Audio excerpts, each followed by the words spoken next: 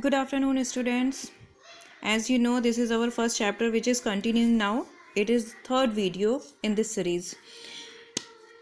Now we are studying about what is ecosystem. Ecosystem क्या है?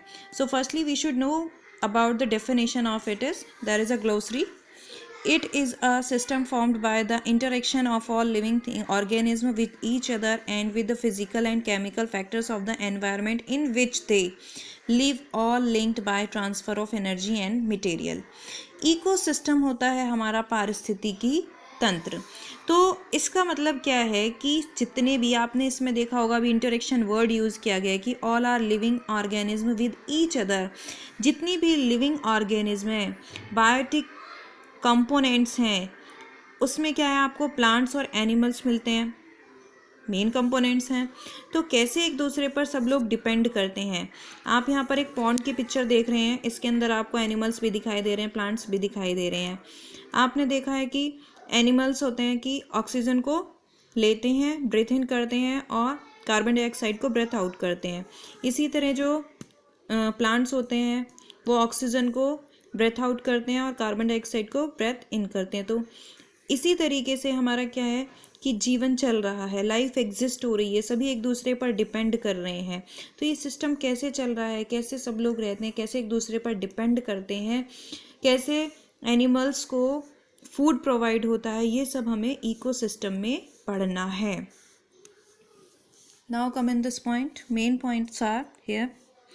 All plants, animals and human beings depends on their immediate surroundings.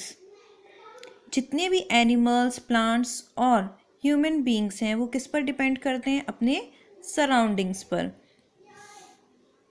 Often they are also interdependent on each other. प्राय mostly क्या होता है, सभी एक दूसरे पर डिपेंड करते हैं। This relation between the living organism as well as the relation between the organism and their surroundings from an ecosystem.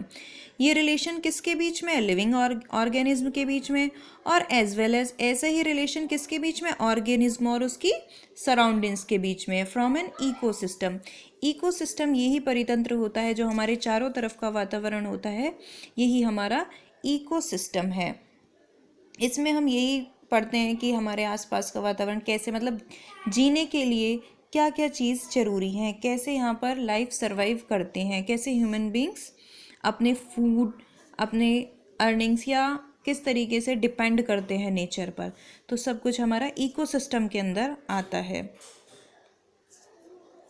There could be an ecosystem of large rain forest. Large rain forest यानी कि बहुत बड़ा rain forest है, तो वो भी एक ecosystem है। ये कौन सा होता है? नेचुरल होता है। Grassland, desert, mountains, lake, river, ocean and even a small pond, ये सब हमारे कौन से हैं? नेचुरल इकोसिस्टम है। तो ये फॉरेस्ट है, ग्रासलैंड्स हैं, डेजर्ट्स हैं, माउंटेन्स हैं, लेक है, रिवर है, ओशियन है और स्मॉल पॉन्ड्स हैं, ये सब हमारे नेचुरल इकोसिस्टम है। इसके अलावा एक होता है ह्यूमन मेड।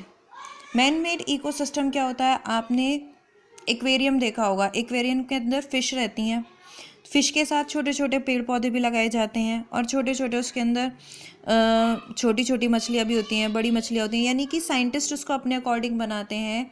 या आपने कभी किसी पार्क में गए हो, वहाँ पर देखा होगा एक्वेरियम होगा, तो उसमें सारी चीज़ें नेचुरल की तरह ही करी जाती हैं। और लेकिन उसको किसने बनाया है? मैन ने, मनुष्य ने अपने आप बनाया है, वो नेचुरल नहीं है। उनको नेचुरल की तरह ही सारी फैसिलिटी प्रोवाइड कराई जाती हैं, जो भी एनिमल्स उसके अंदर रखे जाते हैं, जैसे टॉर्टोइज या फिर फ़िश रखे जाती हैं, उनके लिए छोटे छोटे पेड़ पौधे, प्लांट्स उसके अंदर लगा दिए जाते हैं, जिससे कि जो फ़िश ब्रेथ लेती हैं, सांस लेती हैं, और उसके बाद प्लांट्स उनको जो भी वो CO2 कार्बन डाइऑक्साइड छोड़ती हैं, तो प्लांट्स उसको ऑब्जर्व करें और उनको ऑक्सीजन प्रोवाइड करें। तो इस तरीके का जो इकोसिस्टम होता है ये होता है मैन मेड। अब आती है बात human environment. Human beings interact with the environment and modified it according to their need. Early humans adapted themselves to the natural surroundings. मनुष्य ने जो अपना environment बनाया उसको मतलब natural environment के साथ पूरा छेड़छाड़ करी और उसको अपने according तैयार किया जा रहा है. अर्ली ह्यूमन जो पहले के लोग थे वो उन्होंने क्या था, नेचुरल एनवायरनमेंट को ही अडेप्ट किया हुआ था. जितना उनके पास था वो उसी में ही रहते थे.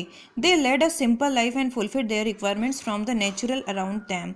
वो अपनी रिक्वायरमेंट्स को वहीं से ही पूरा करते थे. उसकी प्रकृति, वो नेचर के साथ कोई भी ऐसे छेड़छाड़ नहीं करते थे जो कि हमारे नेचुरल एनवायरनमेंट को हार्म पहुँचाए. Human learn new ways to use and change environment. They learn to grow crops, domestic animals and lead a settled life. समय के साथ साथ जैसे जैसे टाइम चेंज हो रहा है तो वो क्या कर रहा है कि और ज़्यादा नए तरीके सर्च कर रहा है. जैसे उन्होंने पहले क्या होता था कि एक दो खेती करना सीखा, लेकिन अब उसने फसल के नए तरीके सीख लिए कि क्रॉप्स कैसे होती है, डोमेस्टिकेट एनिमल्स, उसने एनिमल्स को अपना पेट बनाया और अच्छी लाइफ जीने के लिए वो सब कुछ कर रहा है जो भी उसकी नीड्स को सेटिस्फाइड करता है. The wheels was invented. उसने पहिए का आविष्कार किया. Surplus food was produced. Barter system emerge. Trade started and commerce developed. अब उसने धीरे धीरे व्यापार में अपना इतना ज़्यादा व्यापार शुरू कर दिया जिससे उसकी अर्निंग होने लग गई और उसकी लाइफ बहुत ज़्यादा अच्छी होने लग गई. Industrial revolution enabled. और इंडस्ट्रियल रिवॉल्यूशन यानी कि औद्योगिक क्रांति तो आ ही गई. Large scale production. और क्या होता है कि जो इंडस्ट्रीज़ एरियाज़ हैं यानी फैक्ट्रीज़ हैं, जो काम होते हैं वो बहुत लार्ज स्केल पर होने लग गए. ट्रांसपोर्टेशन में बहुत ज़्यादा तेज़ी आ गई है. Information revolution. Communication easier and speedy across the world. अब कम्युनिकेशन में भी इतनी ज़्यादा इन्वेंशन हो गए हैं और इतना सक्सेस मिल गया है कि अक्रॉस द वर्ल्ड कहीं पर भी किसी से बहुत जल्दी बातें हो जाती हैं. Have you ever thought why you love eating a juicy watermelon in summer and hot roasted peanuts in winter? क्या तुमने कभी सोचा है कि आपको गर्मियों में वाटरमेलन का जूस क्यों पसंद है और सर्दियों में आप रोस्टेड पीनट्स क्यों खाते हैं? Perfect balance is necessary between the natural human environment. Human must learn to live and use their environment in harmonious way. क्योंकि इंसान ने क्या है अपनी ज़रूरतों के अनुसार हर चीज़ को अपने लिए तैयार कर लिया है. एटमॉस्फेयर के अकॉर्डिंग वो समय के साथ चीज़ों को यूज़फुल उसने बना लिया है. अब यहाँ पर एक बहुत अच्छी चीज़ है बार्टर सिस्टम. देखते हैं इसको. What is barter system? पहले क्या था, लोगों के पास लोग एक दूसरे से जब काम व्यापार करते थे या चीज़ों की जब उनको ज़रूरत होती थी तो वो पैसे ना देकर अपने पास जो सामान होता था उसको एक्सचेंज करते थे. It is a trade in which goods are exchanged without the use of money. कि आज मतलब ऐसे फॉर एग्ज़ाम्पल किसी के पास बकरी है तो किसी को गॉट है तो किसी को दूसरे से कुछ काम कराना है तो वो क्या कहता था कि आप मेरी गॉट ले लीजिए और मुझे ये चीज़ दे दीजिए. किसी को कपड़े लेने हैं तो आप ये ले लीजिए, ये सामान मेरा ले लीजिए और मुझे बदले में ये सामान दे दीजिए. तो वो उस टाइम क्या होता था, मनी ट्रांसफ़र नहीं होता था. ऐसे ही है. On 5 June every year the world environment day is celebrated. हर साल 5 जून को वर्ल्ड एनवायरनमेंट डे सेलिब्रेट होता था. तो यहाँ पर हमारा चैप्टर आज फिनिश हो जाता है. आई होप आपको सारी चीज़ें बहुत ही क्लियर हो गई होंगी अच्छे से. Okay, so thank you students. Now I will give you chapters exercise. Do it.